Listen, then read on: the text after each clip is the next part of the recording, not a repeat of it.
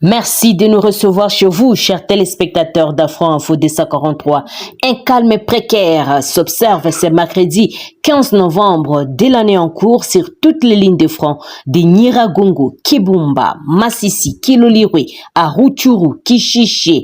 La situation est restée calme selon des sources concordantes dans ces zones. Il s'est cependant observé un renforcement en hommes et en matériel côté M23 et certaines sources confirment que les M23 RDF ont l'intention d'attaquer le village de Mozambique. Par contre, du côté de Masisi, le M23 RDF veulent attaquer les positions des forces armées de la République démocratique du Congo à Mushaki dans le but d'isoler complètement la ville de Goma du reste de la province, écrit Daniel Michomberu. Montée en puissance de l'armée congolaise, les forces armées de la République démocratique du Congo ont la capacité de voir, mais aussi contrôler les territoires nationaux le jour comme la nuit, dit le colonel Guillaume Njike Kaiko. Avec les drones de l'armée, les FARDC peuvent filmer tout ce qui se passe réellement sur le terrain, écrit Justin Kabumba. 2 jeeps militaires dans une ambulance ont quitté Bambo aux alentours de 11h, c'est mercredi 15 novembre. Et dans cette ambulance étaient transportés 7 cadavres et 7 blessés, selon 2 sources concordantes qui ont vu de l'importance leur accordée par cette rébellion devait être des hauts gradés. Et vers 16h, un camion Benz 1315 a déposé la ration alimentaire à Bambo avant de rebrousser chemin à Tongo, Rutshuru, écrit Tazama.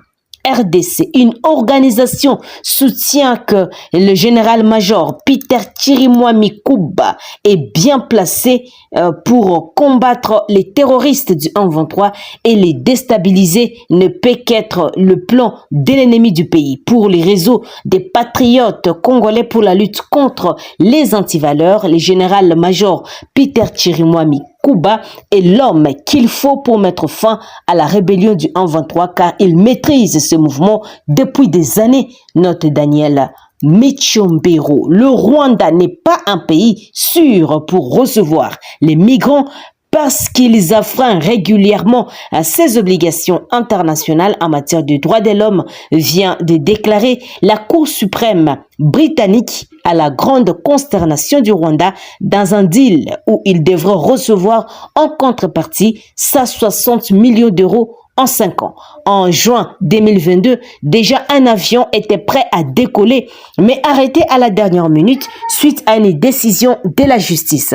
Selon un analyste politique congolais, cette décision est un coup dur porté aux appétits du Rwanda qui estimait déjà avoir une enveloppe de plus pour se faire une santé financière capable de contribuer au financement de ce projet, parmi lesquels la guerre des déstabilisations à l'est de la République démocratique du Congo. Ce même analyste dit féliciter la communauté internationale qui, selon lui, commence déjà à comprendre et intérioriser la manigance du Rwanda qui n'a jamais été un exemple de respect des droits de l'homme, écrit Tazama, RDC Info.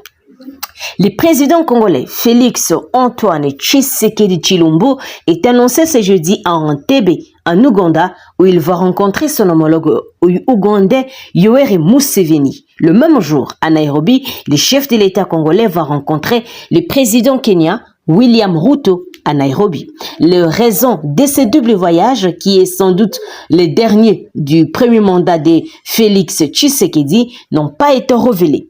Et cependant, des sources diverses indiquent que les questions des relations bilatérales et sécuritaires à l'est de la République démocratique du Congo seront au menu des discussions entre Tshisekedi, le président de la République démocratique du Congo, mais aussi ses hôtes. C'est étant donné que les armées congolaises et ougandaises mènent conjointement des opérations militaires en République démocratique du Congo pour traquer les terroristes ADF dans l'est du pays. Et dans la même partie, la RD Congo, un contingent kenyan a été déployé dans les cadres de la force régionale de l'EAC dirigée par un officier kenyan. Autre nouvelle, toujours dans cette édition, le chef du secteur Walendu Piti, situé dans les territoires de Djougou, en province d'Elituri cette fois-là, ainsi que d'autres notables du coin, sont gardés en otage depuis le samedi dernier par le milicien du groupe armé Codeco UR DPC. Et l'information a été confirmée par l'administrateur du territoire de Djougou, le colonel Rufin Mapel, et qui précise que le chef coutumier a été enlevé par ces miliciens alors qu'il regagnait sa résidence à Pandroma après un rassemblement populaire à Libye. Et ce rassemblement était organisé pour tenter de calmer la tension entre les éléments des forces armées de la République démocratique du Congo et les combattants de la Codeco URDPC, et d'encourager le retour de la population déplacée suite aux violences dans cette zone. L'administrateur de Djougou a lancé un appel aux leaders de la milice Codeco URDPC pour solliciter la libération de ces chefs coutumiers. Les vraies causes de son enlèvement ne sont pas connues à ces jours. Le mercredi dernier, pour rappel, de violents combats ont opposé les forces armées de la République démocratique du Congo aux miliciens de la Codeco, et le bilan de cet accrochage était de 2 morts du côté des civils et 3 blessés côté miliciens.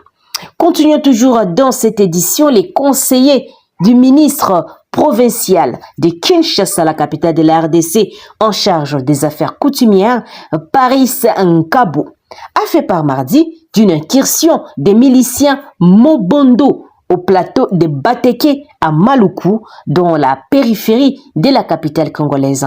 Et cette incursion s'est soldée par le meurtre de 9 personnes. Sur les ondes de Top Congo, Paris Nkabo, signifiant qu'il s'agit d'un bilan provisoire, a aussi évoqué d'importants dégâts matériels causés dans les villages de Kie et aussi Yosso, dans les groupements Mbankana. Et en route, en outre, a-t-il fait savoir, le fait se sont déroulés à 4 heures du matin. La population a ainsi été désagréablement surprise alors qu'elle ne s'était pas encore tirée de son sommeil. La milice Mobondo n'est pas à sa première attaque meurtrière. Pour rappel, fin juillet, lors d'une intrusion du groupe à Ibi Village, dans la commune toujours de Maluku, 2 personnes avaient perdu la vie.